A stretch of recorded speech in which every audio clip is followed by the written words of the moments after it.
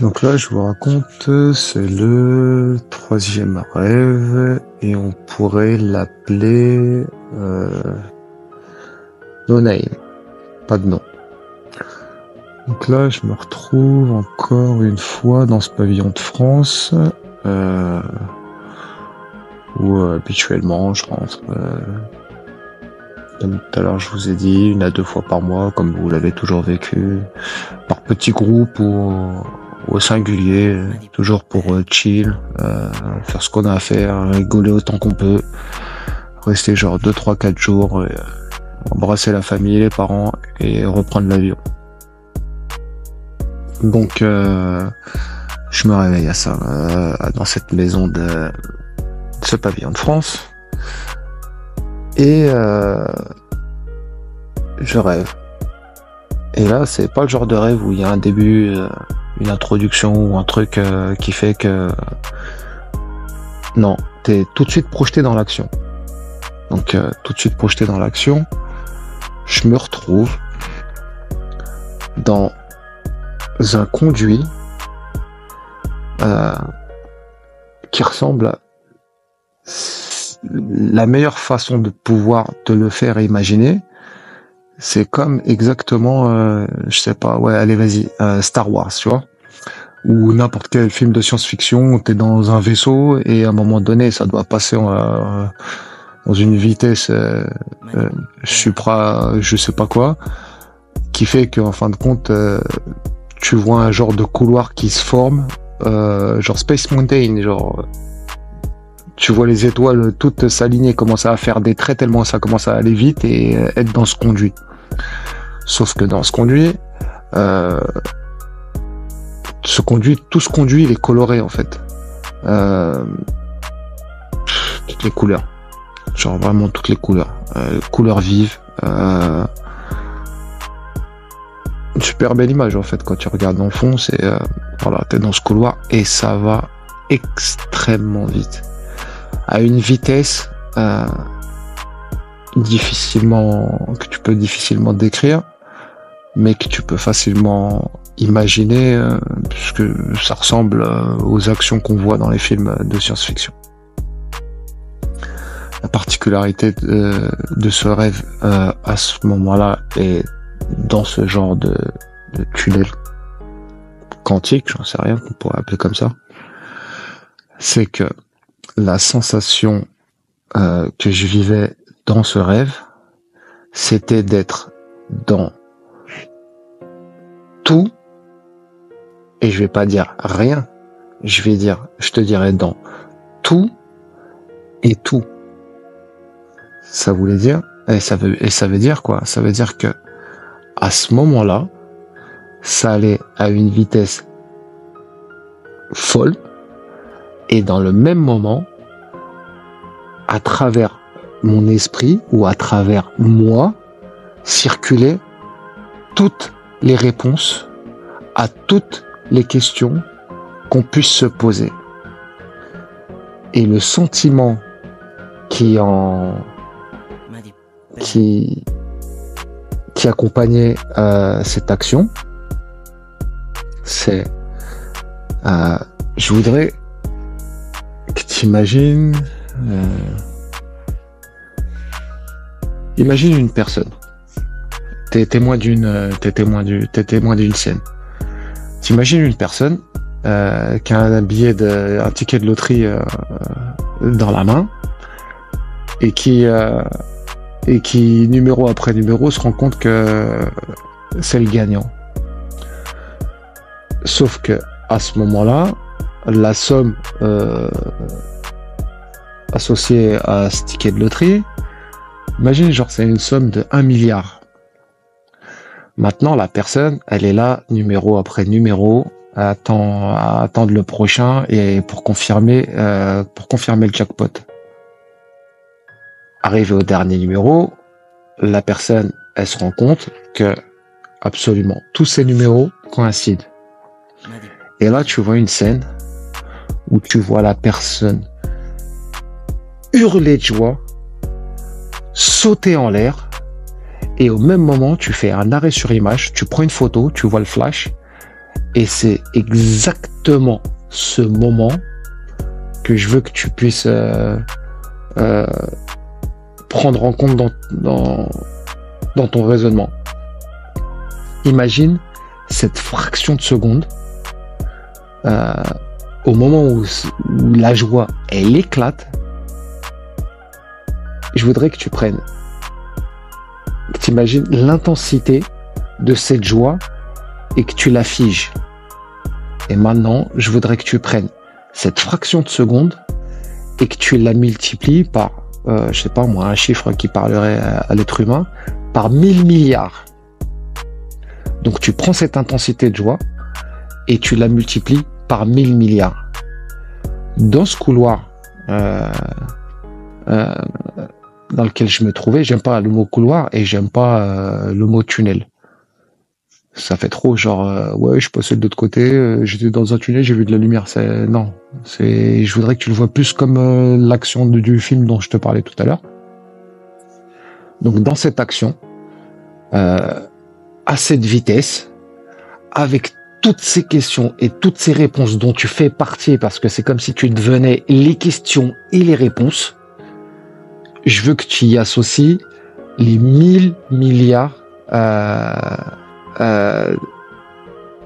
de joie, de sentiments de joie que tu as imaginé ou que je t'ai fait imaginer et il y a quelques secondes en arrière.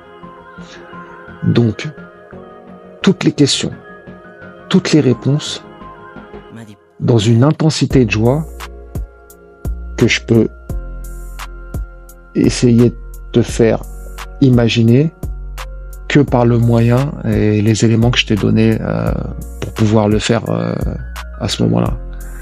Donc, t'es tellement content, t'es tellement perché, t'es tellement dans le tout et dans le tout que tu te dis, c'est bon, j'y suis, c'est l'endroit d'où je veux parvenir. Maintenant, je me réveille et je me rends compte que c'était un rêve en fait. Et que cette joie-là faisait partie, ce sentiment-là, cette intensité de joie multipliée par 1000 milliards, en fait, c'était un rêve.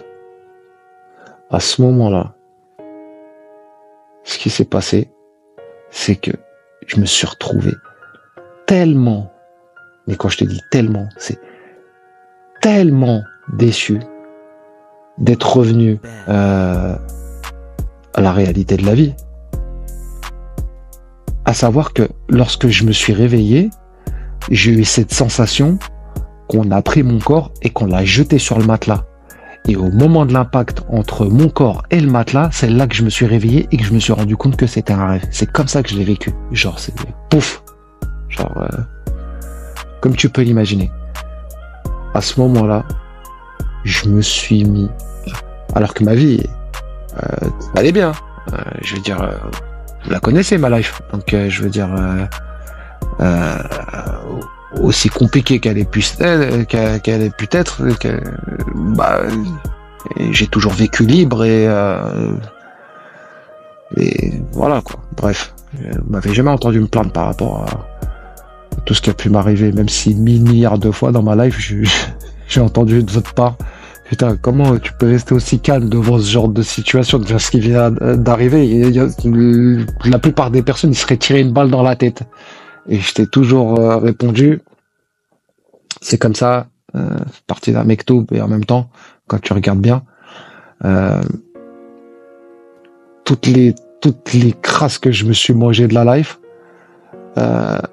m'ont fait me retrouver dans une position où c'est simple, parce qu'au final, le choix, tu l'as toujours.